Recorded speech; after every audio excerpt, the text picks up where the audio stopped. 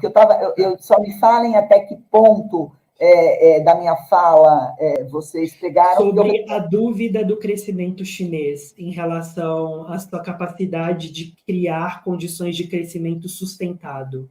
Tá, porque a consolidação do poder no topo pelo Xi Jinping e pelas camadas mais duras do partidão apagou o debate político, apagou o espírito animal, tal como os motores de crescimento anteriores da China já tinham se esgotados.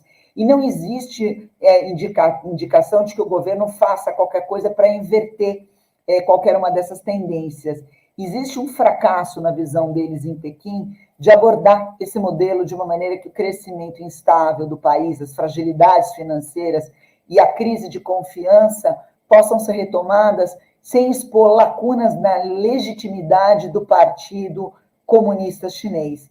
Então, de certa maneira, a queda, os indicadores econômicos em uma trajetória descendente do mercado chinês, se são ruins para a economia como um todo, paradoxalmente, para a política americana, pode significar um alívio momentâneo nas tensões, porque a China ela pode ter dois comportamentos, né, na visão do Ian Bremmer, ou radicalizar o processo, então você pega o ímpeto nacionalista, principalmente direcionado para Taiwan, principalmente agora que Taiwan elegeu um presidente que é declarado um segregacionista, mas isso expõe, na verdade, a China a uma situação onde, se ela faz esse passo, se cristalizam e se agudizam os conflitos e as tensões geopolíticas, principalmente em relação aos Estados Unidos. Então, se por um lado a fragilidade econômica chinesa não é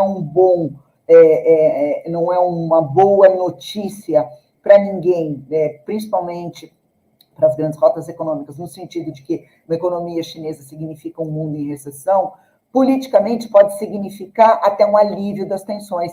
Me pareceu interessante essa visão dele. Paulo, o que você acha?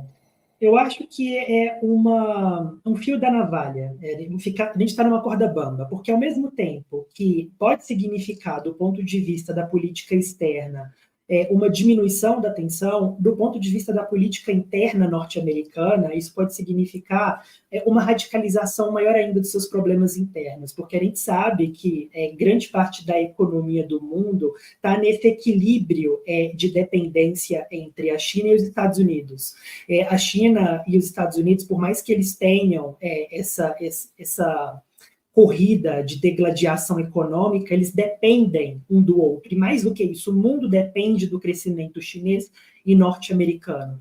Então, uma diminuição consistente do PIB chinês pode impactar diretamente a economia norte-americana, e não só global, né? O que termina acirrando as questões políticas econômicas. Não concordo. Eu acho que distensiona, Paulo, não acirra, distensiona. Do ponto de vista da política externa, sim. Do ponto da política interna, não. Eu acho que a insatisfação do cidadão médio norte-americano está muito mais voltado na sua insatisfação em relação a como que os governos têm fracassado em conseguir gerar melhores condições de vida para esse cidadão médio. E se o governo norte-americano tem fracassado em uma condição econômica relativamente favorável, a gente tem que lembrar que os Estados Unidos ele está conseguindo gerar o que muitos economistas estão chamando de pouso leve, né? Que é não fazer com que os Estados Unidos entrem em um processo de recessão em relação às suas políticas monetárias de controle inflacionário pelo aumento da taxa de juros.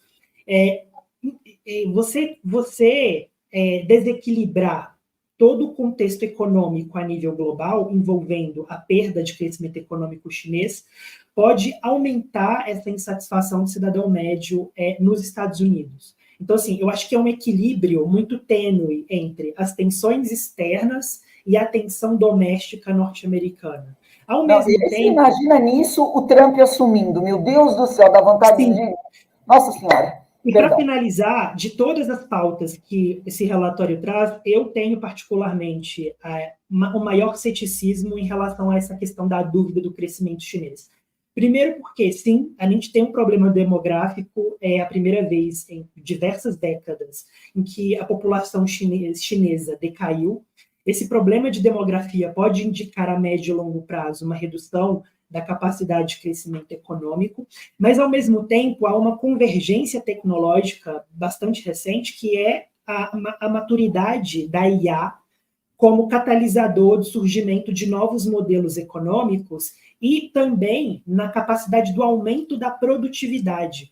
Então, ao mesmo tempo que você tem essa perda demográfica, você tem a possibilidade de aumentar a capacidade de produção do cidadão chinês por meio da implementação da IA massivamente na economia. Também existe... Pagar para ver, né, Paulo? É pagar para ver. Exatamente. Pode se realizar ou não, né? E para finalizar, exatamente, para finalizar, existe também, por parte da análise de alguns economistas, falando que esse período de redução do PIB chinês, ele não só também tem uma relação com o aperto exagerado das políticas de isolamento no período da Covid, que foi um dos mais intensos quando a gente compara em relação a outros países, mas também por conta de um planejamento estratégico de política industrial chinesa.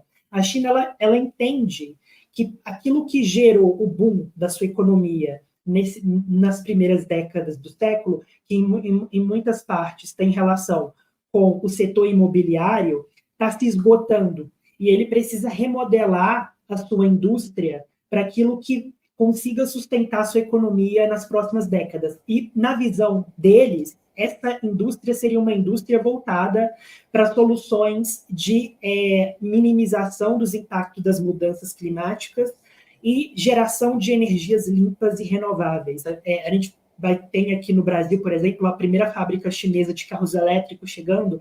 Isso é um exemplo dessa nova indústria que está sendo consolidada, e esse processo de transição, ele gera essa diminuição do crescimento econômico chinês. Então, assim, tenho minhas dúvidas em relação a isso, sobre a dificuldade da China em manter o seu crescimento, mas talvez para o ano de 2004, que é a delimitação que a gente está utilizando, a gente veja uma redução, sim, do PIB chinês. Assim, não é para você ter dúvida, não sou eu que estou falando, não é o Bremer, já caiu. A média de crescimento chinês caiu abaixo da casa de 2 dígitos, vem caindo, e acho que ano passado ficou em 5%, 6%, a previsão esse ano é 5%, 6%, porque para um patamar de crescimento chinês não é nada. E vem a Índia comendo solta aí, mas isso é outra história. Aliás, isso me chamou a atenção. Não tem nenhum ponto no relatório do Ian Bremer que fale da ascensão da Índia, a condição de superpotência por conta do crescimento populacional e etc, etc. E assim, passou batido. A China, ele só menciona no relatório, tangencialmente também, quando ele fala da questão dos BRICS estarem organizando aí entre o sul global e outras aproximações, principalmente com o Oriente Médio, eu acho que com a Arábia Saudita e com outros países que se agregaram aí aos BRICS para tentar compor uma força alternativa. Mas vamos falar, então, gente, já passamos, são 9 da noite, a gente tem acho que mais 15 minutos aqui, e ainda teríamos conversa, acho que para 3h30, que, nossa senhora, o Paulo desandou a falar hoje, o Veloso está animadão, estou gostando. Convidar todo mundo a se inscrever no canal, a participar, e mandar perguntas, tá? E o pessoal está me enchendo as paciências aqui, dizendo que a China não domina só 25 de março, remotamente eles conseguiram me mutar, vai que foi isso mesmo, né? Vamos lá,